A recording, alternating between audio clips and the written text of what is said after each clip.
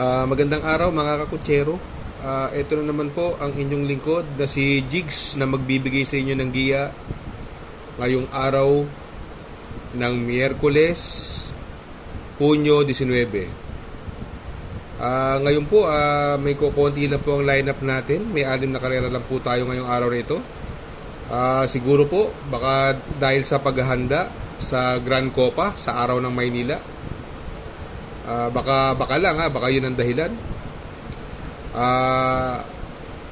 Uulitin ko po, itong aking giya ay sariling review and analysis ko lang at walang halong information. Ang karera po natin ay magsisimula po ng alas 5 ng hapon. Umpisahan na po natin.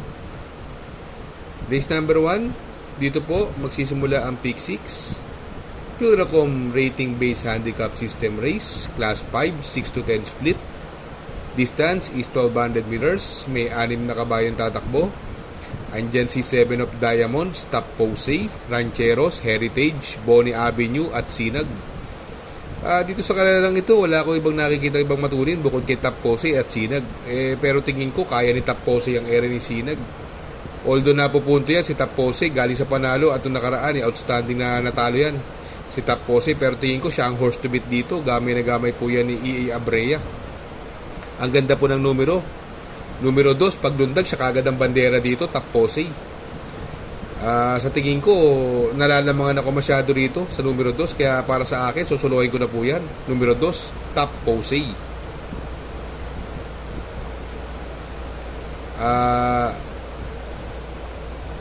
Race number 2, dito po magsisimula ang Pick 5. Pilracom Rating Based Handicap System Race, Class 4, 22 to 27. Another 1200 meters. Distance, may 6 na kabayong tatakbo. Andyan yung mga napupunto. Southern Man, galing sa panalo po yan. Dreams of the World, segundo yan nakaraan. Over Assuming, Performance Gear, Save My Savings, bumaba ng laban, at Golden Petita. Andito possible scenario, pwedeng mauna po rito yung Southern Man at yung Save My Savings, Performance Gear. Medyo mababa sa laban si Save My Savings dito, sakay ni John Alvin Guse. Tingin ko siya po ang horse to beat dito. Kung may tatalo sa kanya dahil napupunto po yung numero 2, Dreams of the World. Alam naman natin na segundo niya kay Charm Campaign. At tinalo po si Bad Boy MJ sa datingan. Nasakay pa rin ni JC De La Cruz. Yung Over Assuming galing bakasyon. Ito tumatakbo po ng malaking karera to. Kaya lang, dilemati po ito since maiksi ang karera. Mukhang hindi ko muna siya kukunin. Yung Southern Man naman, possible na makipaglutsahan, kaya tingin ko mapapalaban sa unahan sila Save My Savings, pero si Save My Savings pa rin ang pipiliin ko rito dahil sa baba ng laban. Kaya dito sa race number 2, ang pili ko po, doon ako sa numero 5, Save My Savings. Panigundo ko yung numero 2, si Dreams of the World. Race number 3, dito po magsisimula ang Pick 4. Pilracom Rating Based Handicap System Race, Class 4, 16 to 21 split. 1200 meters is the journey. May 6 na kabayong tatakbo. Andyan si AP Factor, Mr. Brown, galing sa panalo yan. Gray Factor, bumaba ng laban, High Honors, Seychelles, Gingini. Dito possible scenario po rito. Ang mauna rito tingin ko si High Honors at si AP Factor. Si AP Factor, maganda tinakbo na karaan yan. Mukhang nagagamayan na siya ng apprentice na si RM De Los Santos, no? Galing segundo yan nakaraan. Tingin ko, ito malaki panalo dyan, si AP Factor. Tingin ko kung pwedeng magbigay ng magandang laban dito, yung Seychelles na sakay ni Jomer Storke. Yung Gray Factor, pwede po yan. Magandang dihadori yan, sakay ni JB Guerra. Kaya dito, tingin ko, para sa akin, sarili kong opinion, 2 horse race na po ito. Battle between AP Factor and Seychelles. Kaya dito sa race number 3, ang pipiliin ko po, numero 1, AP Factor. Panigundo, numero 5, si Seychelles. Race number 4, Pilracom Rating Based Handicap System Race, Class 5, 6 to 10 split. Distance is 1200 meters. May 6 na kabayong tatakbo. Andyan si Lady of Peace, Freedom, Clairvoyant, galing sa panalo yan. Bright Mind, Iris, bumaba ng laban, binigay na kaya CB Ardonia. At numero 6, Glenda's Magic, nasakay pa rin ni Jan Alvin.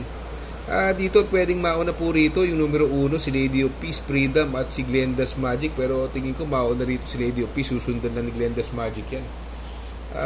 Possible mapabor, ito makibalita lang po kayo, yung numero 5, Iris. Paglabas po yan, tingin ko kalabit ikot yan, parang iikot lang yan kung sakaling labas, kaya makibalita po kayo. Pero kung hindi, pwede nyo kontrahin yan, pwede nyo kunin si Freedom at yung Glenda's Magic. Yan po ang nakikita kong pwedeng tumalo sa numero 5 Iris. Kaya dito sa race number 4, ang pili ko po dyan, doon ako sa numero 5, Iris, at panigundo ko po yung numero 2, si Freedom.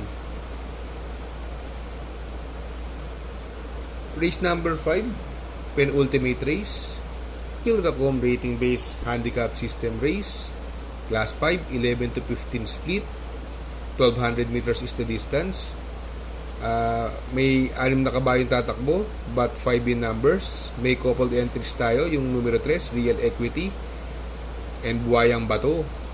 Ang mga kasali pa sa entry, bukod dun sa dalawang nabanggit, yung numero 1, Golden Jaraywa, Gold Rush, yan, bumaba ng laban, sakay ni RM De Los Santos, Watch Bell, Extra Addition, at Magnum Force. Dito possible scenario, tingin ko solo area yung numero 3, si Real Equity. Bagamat may bilis din naman si Gold Rush, tingin ko hindi niya kaya area ni Real Equity. Isusunod lang tong Gold Rush. At yung Real Equity na yan, gamay ni Mark Alvarez yan. Siya po nagpapanalo niyan nung kay Sibilia pa lang. Kay Engineer Sibilia pala si Real Equity, siya na nagpapanalo dyan. Ngayon kay boss Maki Maceda na. Tingin ko siya ang horse to beat dito. Parehas may panalo po yan. Pati yung coupled entry niya, si Buhayang Bato, galing sa panalo, na sakay naman ni Christian Advincula. Ang tingin ko pwedeng tumalo yung numero 2, Gold Rush. Yung numero 5, ito wala pang labas to, Extra Addition, abangan nyo rin to, magandang diado po yan. Kaya lang, doon muna ako sa dalawa. Dito sa race number 5, ang pili ko po, numero 3, Real Equity, coupled with Buhayang Bato, at panigundo ko yung numero 2, si Gold Rush. Sa last and final race, race number 6, Pilracom rating based handicap system race, class 5, 5 split, placer. Distance is 1200 meters. May 7 kabayong tatakbo. Ang mga kalahok, si Chef Cut, Meet Me in the Corner, Ino Teresa Chair, Anyare, Bullet, Private Dining, at Munich. Dito makikita mo yung sa laban na to, no? Si Chef Cut galing segundo po yan Magaling naman po kasi yung nakalaban doon, Srinagar tingin ko pwedeng mauna rito si Meet Me in the Corner, Ino Teresa Chair. Yan, baka bibilis yan. At yung Munich, si Munich ang baba na rin sa laban. Ang gaang ng peso, siya may pinakamagaang na peso rito, 51 kilos, nasakay ni Ed Jordan Guerra, malaki po panalo dyan, Munich. Magandado naman po dyan yung numero 6, si Private Dining. Kaya dito sa race number 6, kung mamimili ako, 3 na pipiliin ko rito. Doon ako sa numero 1, Chef Cut, na binigay na kay Kelvin Abobo. Panigundo ko yung numero 7, Munich, at isasama kong pandihado yung numero 6, Private Dining. Good luck mga kakutsero. Sana po ay matapat ang ating giya, at yung mga nakasunod, sana po ay magsitama po kayo. Ito, may nagpapa-shoutout sa atin. Shoutout po kay shoutout po kay Sir Leonard ng Yuseco Tondo, from Boogie Boogie 4680. Shoutout po Sir Leonard ng Yuseco Tondo from Boogie Boogie 4680. Good luck po. Ako yung makikisuyo lamang. Please like, share, subscribe, and hit the notification bell para updated po kayo sa aking mga giya. Happy racing!